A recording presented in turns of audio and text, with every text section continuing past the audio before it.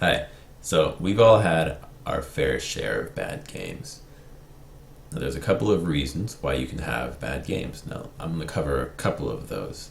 First one is that you're actually bad, and the game that you're in, that you're struggling, you got there by either sheer luck or duo queue, dynamic queuing, whatever the case, it was coincidence that you managed to get to that position. Another reason is that you're tilted. Your mental state isn't there, whether you're tilted, drunk, tired, whatever the excuse is, you're unable to focus and bring your composure to its fullest. Another reason would be that your internet is actually really bad. Your whatever setup you have is just not working and you're constantly DCing and you're unable to play a good game of League of Legends. The last reason is that this matchmaking system just randomly put you a Diamond 4 into a Challenger game and now you're shitting your pants as you don't know what to do.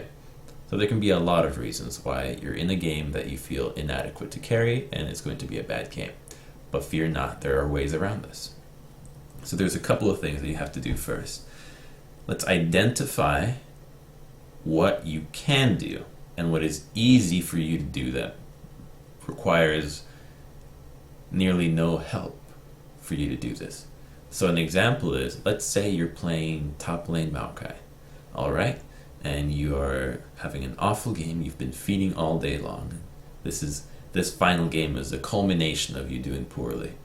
You die that first time at level 1, you took a bad trade and now you're starting to think, I'm going to be dying a lot. Alright, but what can you do to the team? What can you provide as Maokai? Well, one thing that Maokai will always have is CC and damage reduction. Alright, so now you gotta start. What you're going to provide for the team, instead of providing a frontline tank, because that's going to take more concentration for you to get the gold, for you to get in the right positioning, what you're going to do is peel.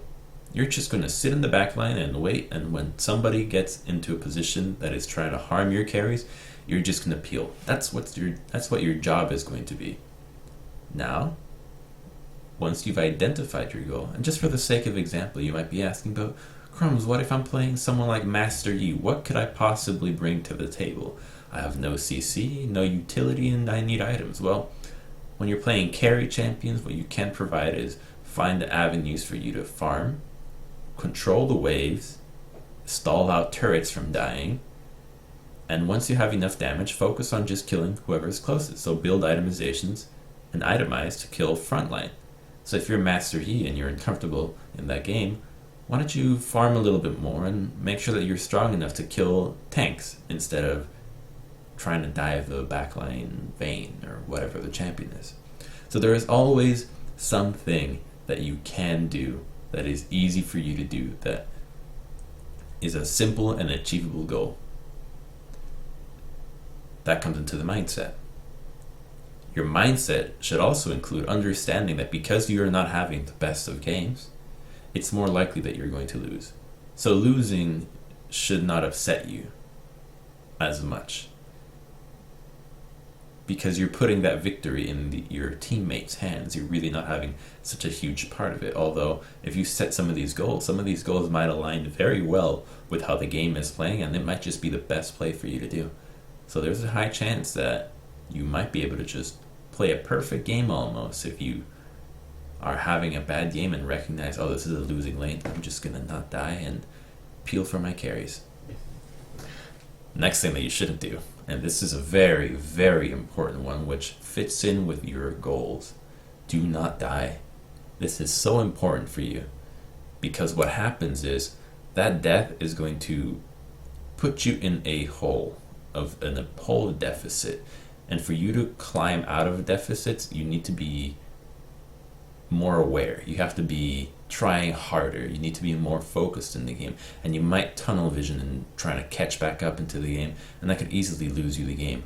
On top of that, what's even worse, that is even more likely to happen, is that your teammates are going to become very upset at you because they see someone who is losing whatever lane they're playing or role they're playing and is dying over and over and over. It's difficult for lower elos to complain when they see no death, but they only see a farm differential. If experience and only items or CS is barely, is just a little bit of an advantage, it's a lot harder for people to just think about what that means in terms of an advantage, and it's less likely that they'll complain and just give in and throw in the towel. So make sure that you do not die. It is so much more important for you to just get experience, because similar to the Maokai example, Maokai can do all of those things simply with levels. So focus on getting the levels that you need in order to dish out that damage. Your base values are going to be your source of gold, if you will. Getting levels gives you armor per level, gives you health per level, so essentially it is a way of saying that it is a way of getting gold. Do not die. This is another one that I see happen quite a bit. Deflect help. Do not ask for help.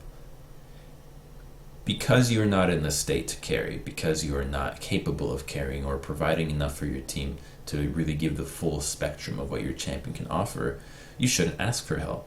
This is going to be a solo mission. You're going to become the most altruistic player in the entire game, because your sole purpose is going to be to assist the team in enabling them to become better.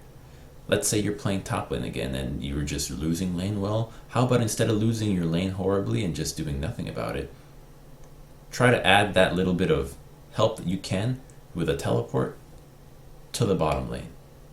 Maybe enhance the strength of another lane, or provide vision. There's a lot of things that each role can cover, and I will cover those in a second, but your purpose is going to be to enhance the goals of your opponent, of your allies, I mean.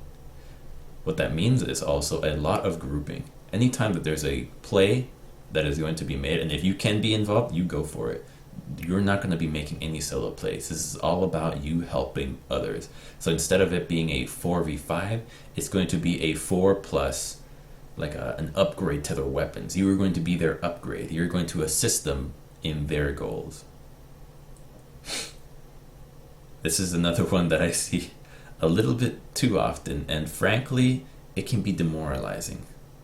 Similar to the deaths, telling your teammates that you can't carry, that you're incompetent, that you're bad, that you're scared, that you're DCing a whole lot. All DCing is a little bit of a different story. Doesn't do well in assisting the morale. You're trying to help your teammates carry in any way, shape, and form. Keeping their morale up is going to be very important. So if you're feeding, you're saying, I just can't lane, man. I can't do this anymore. I'm sick and tired of laning here. I get no ganks. Or, I can't compete with the jungle Nidalee's clear, man. This is brutal. I'm getting shit on. We're going to lose the game already.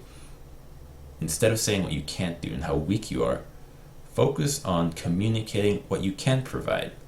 Let's say you're losing in lane and somebody's saying, you're just dying a bunch. It's like, what you say instead of arguing, why don't you offer information like, it's alright, I can still peel for you.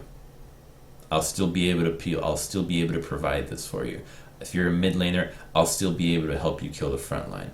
If you're a jungler, I'll still be able to ward for you. If you're a support, I'll still be able to peel or ward for you. Don't worry about it. If you're an AD carry, I can still defend the turrets as long as possible. I will keep the enemy busy. I will draw pressure to my lane because they will try to punish me because of how far behind I am. There is always something that you can provide, and spin it in a positive manner, because it truly is a positive thing that you're losing lane by 100 CS, but the enemy Twitch is still trying to kill you in your turret instead of roaming around and making map plays. That's still a very positive thing. So communicating that to your team gives them a little bit of hope, and the situation doesn't seem so dire. If you constantly bash around yourself and just say, I'm actually useless, well, they will think that it's useless, and they might as well be feeling that they're playing with a disconnected player, and nobody wants to play that kind of game. The final thing for getting carried, which ties into all of these situations, is that your purpose is going to be a follower. Your goal is going to be to follow whatever the team sees fit. And the difficult part about that is because you're going to have to get rid of your pride and your ego into what is right. You have to tap into yourself and recognize that you're incapable during this game or whatever set of games, and that you're going to have to follow suit as to whatever the team has to say. If they want to go for a dive that you think is fishy, well, you have to go for that. You have to help them out, because whatever ideas that you're going to be able to provide are likely to be even worse. This is not by no means a way of belittling yourself. Sorry, it's a way of being so self-aware that you truly understand what you need to do, and a lot of that comes from the acceptance that because of the state that you're in, you're unable to carry, that you have to help others. And that's a way of playing that you can use to develop all play styles that you have. It's like being a good communicator. It's not just about speaking and being clear when you speak. It's about listening and receiving information and acting on it the best way you can. Once you develop the aspect of making your call and following a call as best as you can, that will truly improve your gameplay. So there's still something to learn when you're having these bad games, because you learn to be a follower and you can see from the other point of view. If you're the person that makes shot calls and you can see it from the point of view of somebody receiving that information, what can I improve on? What did I like about following the orders of this player? What did I dislike about it? What can I take into consideration for when I make a call? Or if you don't make any calls at all, then see it the same way. How did I assist this person? Did I truly try to help them out with their goals? And if you don't know what their goals are, if you don't know what the plan is for them, always ask. There's a chat for a reason. Ask your team, hey, what do you need from me? What do you want to, how do you want to play the game out? Ask the most competent player that's carrying, hey, do you need me to peel for you? Who do you need me to block? You can always do like man-to-man coverage, if you will, and just ask, I'll keep this guy off you. Listen, I will give my body to block that blitz hook for you. And that can be your sole purpose for in the game, and that could be game-changing and win you the game. A lot of these things are so focused on the psychological aspect of the game that I think that once a player develops a certain self-awareness and mental resilience, you're able to truly overcome most of these situations and really make the best out of them. So I hope that this video was helpful, and let me know if you try it out, how it works for you.